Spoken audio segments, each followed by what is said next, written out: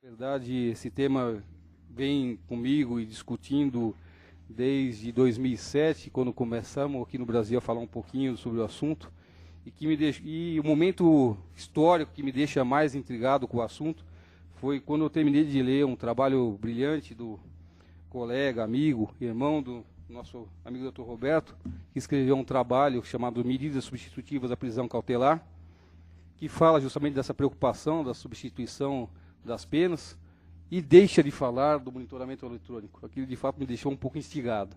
E naquela altura, depois de ler o trabalho dele, fiz alguns comentários críticos ao trabalho, de forma positiva, é lógico, mas propus a ele que a gente começasse a pensar sobre o tema.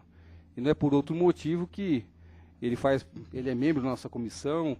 No primeiro momento ele tinha uma posição muito reticente à figura do monitoramento eletrônico, mas hoje eu tenho certeza que é um defensor, talvez de forma ponderada, mas é um defensor do sistema. Ele conseguiu entender, talvez, a possibilidade. Antes mesmo também de entrar e a gente se aprofundar sobre o tema, quando a gente começou a pensar esse seminário, a gente discutindo entre os diretores da casa, eu com um dos diretores da casa, eu falei, olha, vamos fazer um seminário sobre monitoramento eletrônico, contando um pouco de forma rápida o tema, e ele virou para mim, mas isso já existe muito no nosso país. Mas como existe? Não existe, não, existe há muito tempo. Tem um equipamento chamado casamento, que nos deixa 24 horas monitorados. Então, já sabemos como lidar com esse instrumento. Então não vai ser grande novidade, na verdade vai ser um aprimoramento. No meu caso está funcionando. Está funcionando. E com celular, mais ainda. Então eu não consigo entender motivo de tanta surpresa e indignação. E para demonstrar que aqueles críticos que dizem que o monitoramento expõe a pessoa, coloca numa situação vexatória, eu ia fazer um desafio para vocês. Durante toda a manhã esteve com a gente uma pessoa portando o aparelho de monitoramento eletrônico. Alguém de vocês viu isso? Ele está monitorado. Levanta a mão a pessoa que está monitorada, só para que a gente saiba. Então está aí. Equipamento sendo utilizado, monitorando a pessoa, tem a localização exata de onde ele está. Ele não é, vejam, ele não é réu em cumprimento de pena, até porque e nem na saída temporária.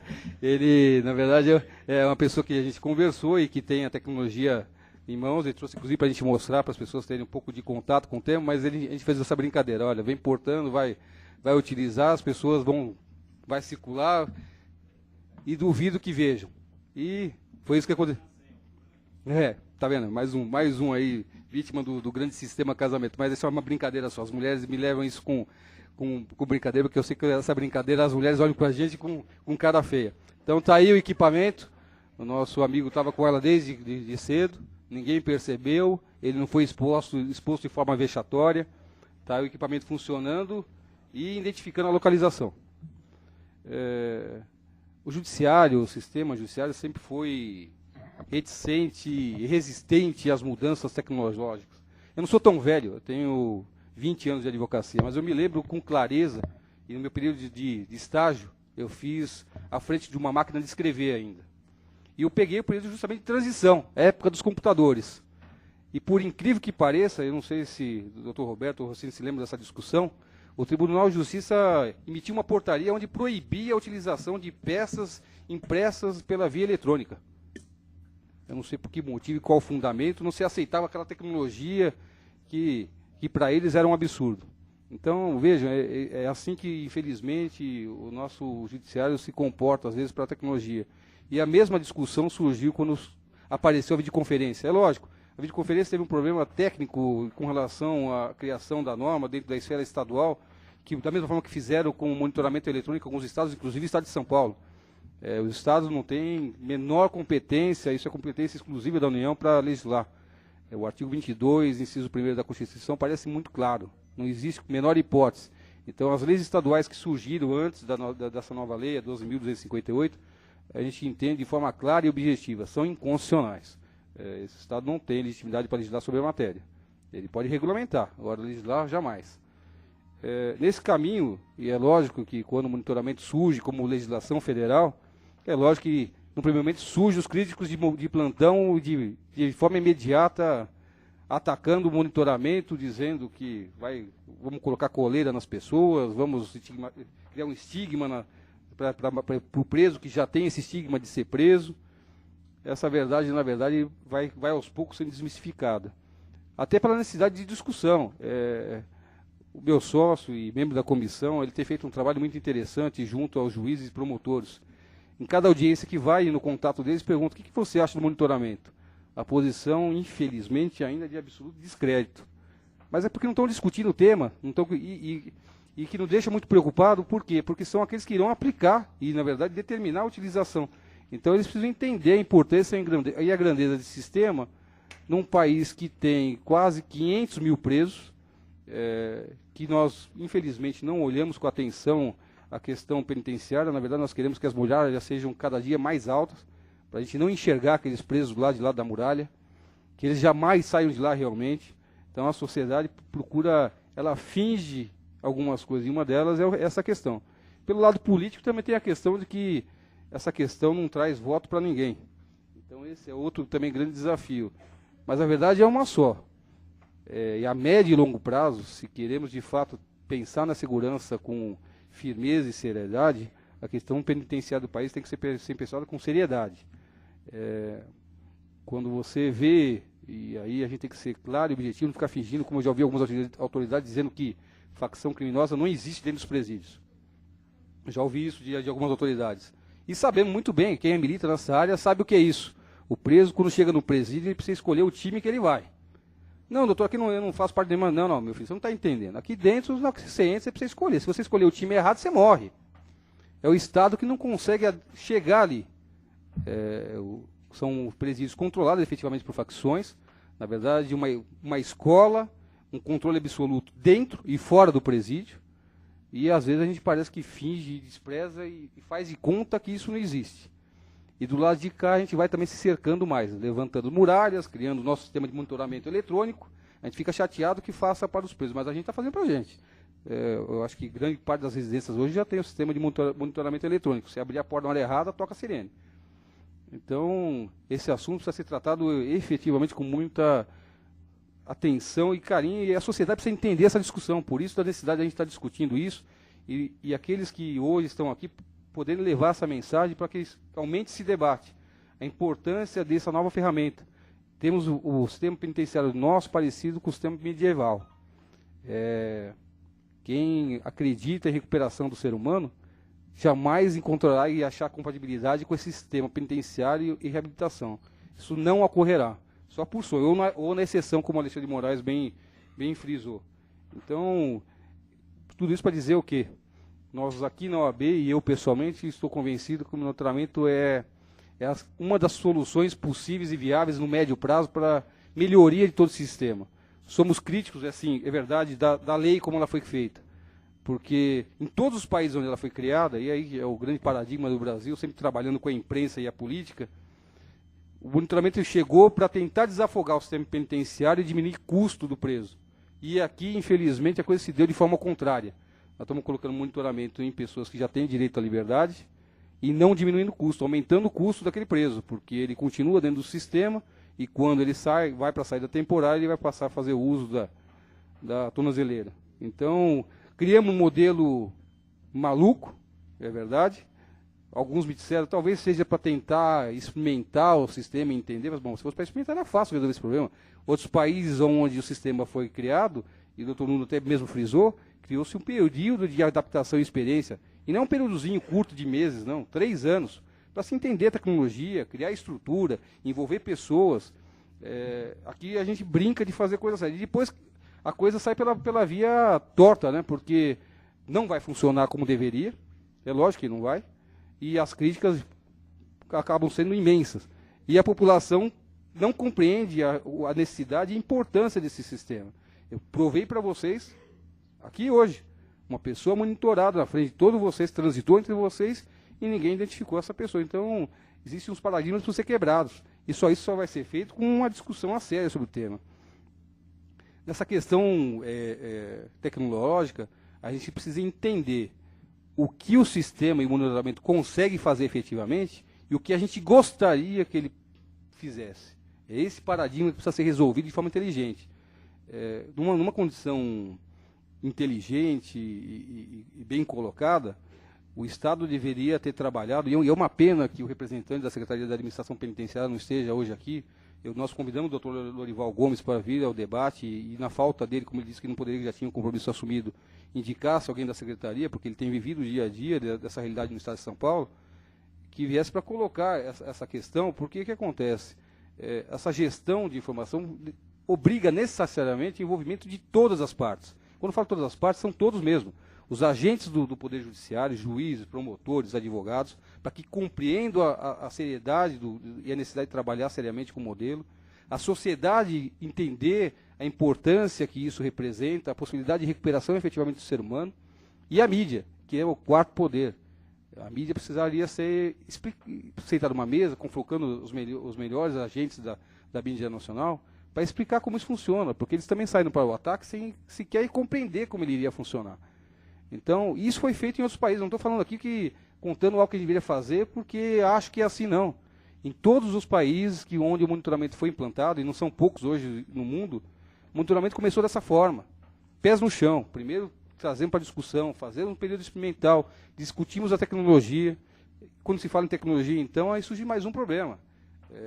O Estado de São Paulo, até pela opção transversa do monitoramento eletrônico para pessoas em liberdade, fez opção por uma tecnologia já ultrapassada. O doutor Nuno mencionou que Portugal fez opção pelo sistema de informação por radiofrequência, e utilizando um modelo, na verdade, das pessoas que estão em prisão, que na verdade seguem o modelo de prisão domiciliar. Mas aqui, como o modelo nosso foi diferente, a tecnologia adquirida pelo Estado de São Paulo, 4.500 peças, mais todo o sistema de aparato de monitoramento, e depois eu explico um pouquinho para quem não conhece como funciona exatamente isso. Ele acabou escolhendo um modelo que exige 2 peças. Não sei se vocês viram nas TVs isso sendo mostrado, a imprensa fez questão de colocar isso até de forma ridicularizando o modelo. Você tem uma unidade de monitoramento local, que é onde estão as informações e a transferência de informação, e você tem efetivamente a tornozeleira. Esses 2 componentes não podem se afastar a mais de 15 metros, senão dá o sinal de que algo está errado. Esse modelo é um modelo já tecnologicamente mais ultrapassado. Mais barato, é verdade, mas ultrapassado. Para esse modelo que nós utilizamos de monitoramento de pessoas em liberdade, o melhor modelo com certeza seria o GPS. Esse que nós tivemos a oportunidade de ver aqui, que é a tornozeleira. Por transmissão GPS, sem nenhum trambolho ao nosso lado. Porque imagine que de fato seja constrangedor você ter uma pessoa, especialmente uma mulher, andando com isso e mais um trambolho. É lógico que cria um problema. Mas o Estado de São Paulo, de forma afoita, fez essa concorrência em setembro e acabou adquirindo esse equipamento, olhando só sobre o aspecto financeiro, não olhou muito o aspecto tecnológico. Você não criou o período que eu disse de conforto, experiência, analisar a tecnologia, fazer teste. O Rio Grande do Sul fez isso. Talvez não tenha feito pelo tempo que precisaria ter feito, mas fez. Tanto é que lá eles estão sendo muito mais exitosos que nós aqui no Estado de São Paulo nesse trabalho. O monitoramento lá, as pessoas já compreenderam a importância, o preso já entendeu a importância do monitoramento e a seriedade como aquele é tratado. A empresa até chegou a noticiar, olha, foi identificado um detento utilizando monitoramento que foi identificado na atividade delituosa. Foi o monitoramento que permitiu isso. Então, infelizmente, a gente tem feito a coisa no solavanco e no atropelo. O grande avanço talvez exista, e aí o doutor Rossini vai falar mais alguma coisa, mas o avanço que a gente está acompanhando e discutindo na proposta do Código de Processo Penal, o monitoramento vem como hipótese efetiva para a prisão cautelar. Ou seja, ele vai ser aplicado àqueles presos que, em tese, estariam em prisão preventiva. Temporária, eu tenho dúvida que ele possa aplicar pelos princípios da prisão, mas na prisão preventiva, com certeza, para os casos específicos, ele efetivamente desafogaria o sistema, vai desafogar, se a lei assim for aprovada, e vai diminuir o custo desse preso dentro do sistema.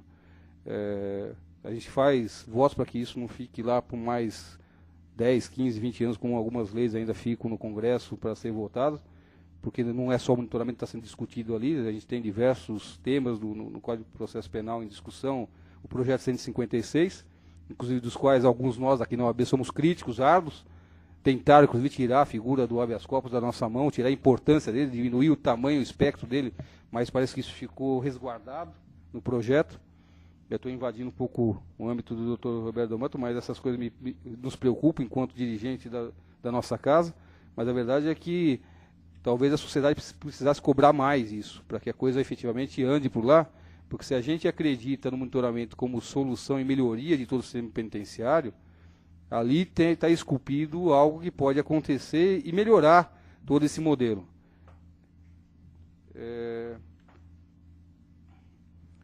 Dentro desse aspecto de melhoria, um tema que eu não sei se vocês repararam, o doutor Nuno Caiado fez menção por diversas vezes, o probation. Essa é uma figura aqui no Brasil desconhecida, infelizmente, que em Portugal se chama Departamento de Reinserção Social, que é uma figura, quando você imagina monitoramento eletrônico, quase que imprescindível.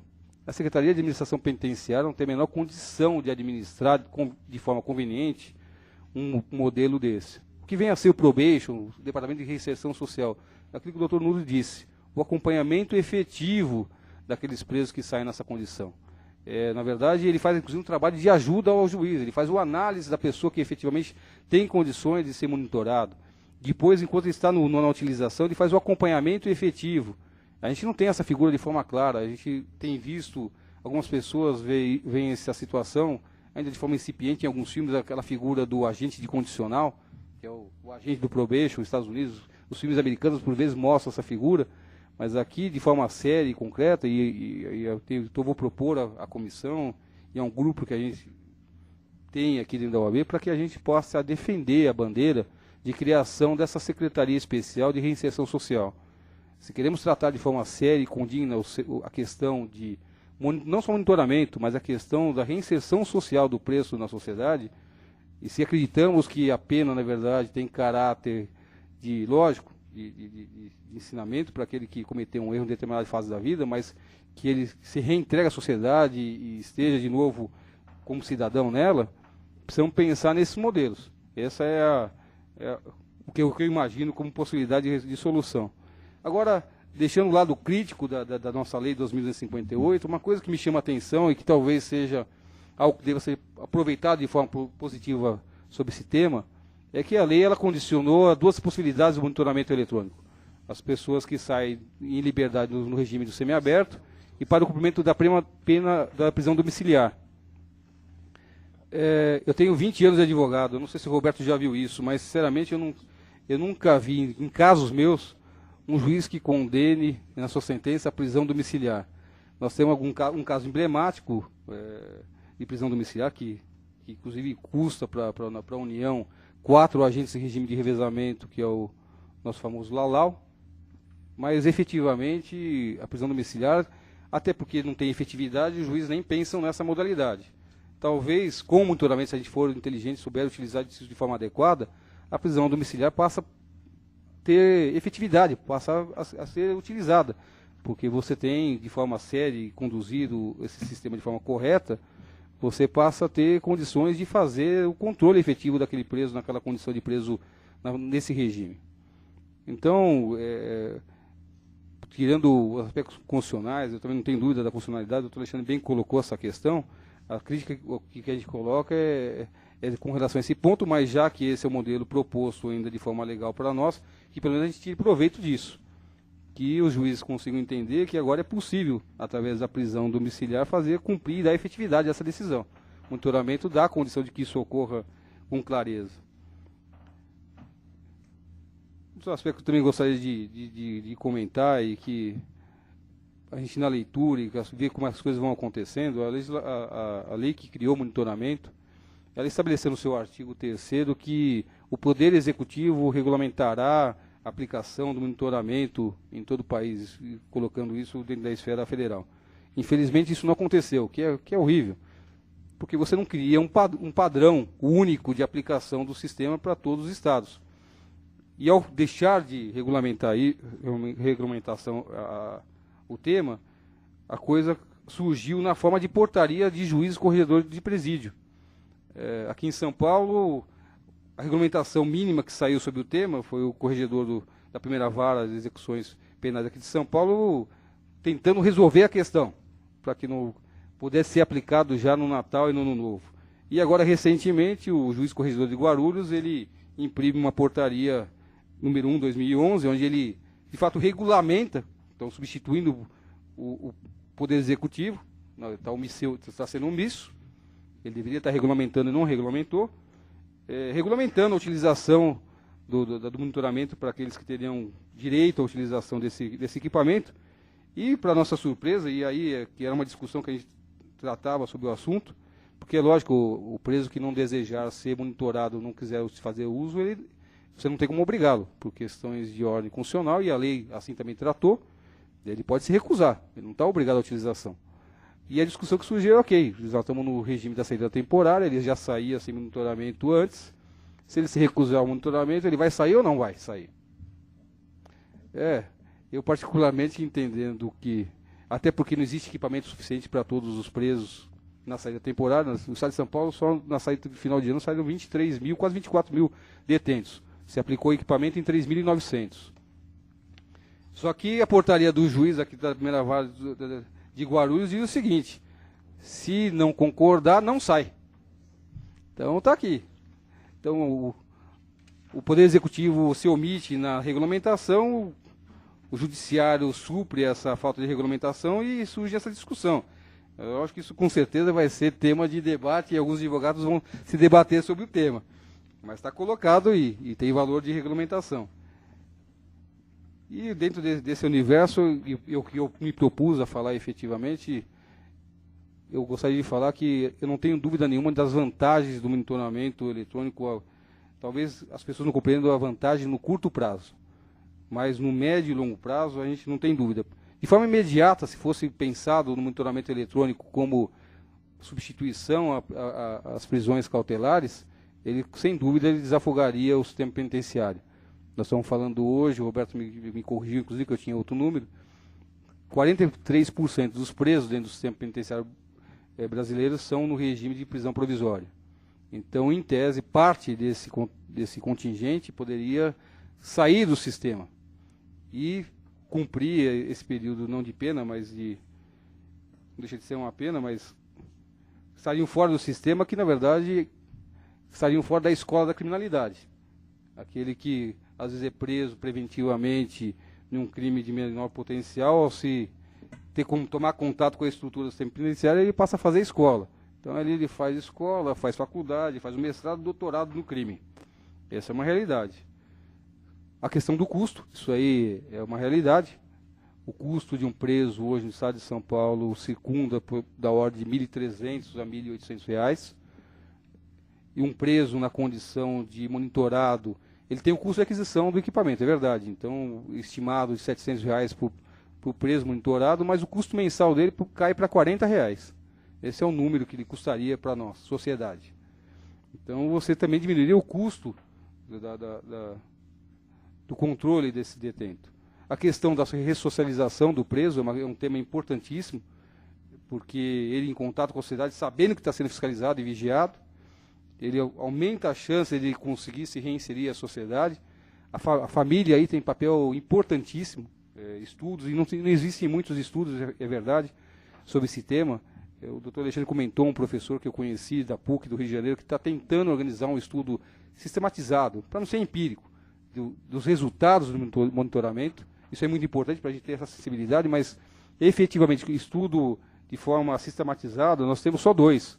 Um nos Estados Unidos com réus de crimes de trânsito, e o resultado lá se mostrou fantástico. O índice de reincidência do tipo penal com monitoramento caiu de forma brutal. E na Suécia também um estudo muito sério, fazendo a análise do monitorado e o preso, onde identificou que aquele preso que cumpriu a pena com monitoramento comparado com aquele que esteve dentro do sistema, ele conseguiu se readaptar à sociedade, a família teve papel importante e ele conseguiu se reintegrar, diferente do que cumpriu a pena padrão dentro dos presídios. E outro aspecto aí, final que eu acho muito importante é que o monitoramento permite a fiscalização a tempo integral.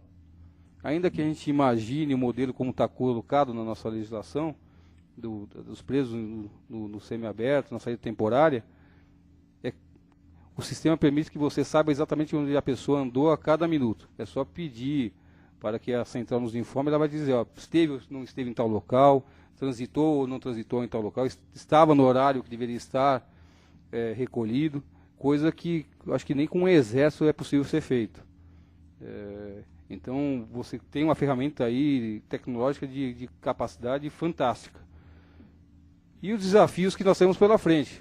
Eu já coloquei um pouco ao longo da minha fala, mas esse desafio é justamente isso, fazer com que a sociedade entenda e que a gente consiga avançar efetivamente em monitoramento para aquilo que efetivamente ele foi proposto. Desafogar o sistema penitenciário para que a gente tenha um cumprimento de pena mais equilibrado e que a gente consiga desenvolver efetivamente as tecnologias, porque essa outra questão também é muito importante. A tecnologia não é estanque, ela vai se aprimorando, vai crescendo e melhorando. Então, qual a melhor tecnologia, qual o melhor modelo? Eu acho que os países que já estão na frente do Brasil já conseguiram identificar as que não são tão ruins, mas a melhor tecnologia com certeza ainda não foi identificada. Isso é questão de tempo e, graças a Deus, né, nesse campo, o homem tem avançado com uma velocidade inacreditável. Compre-se um computador hoje, daqui a uma semana ele já está desatualizado tecnologicamente.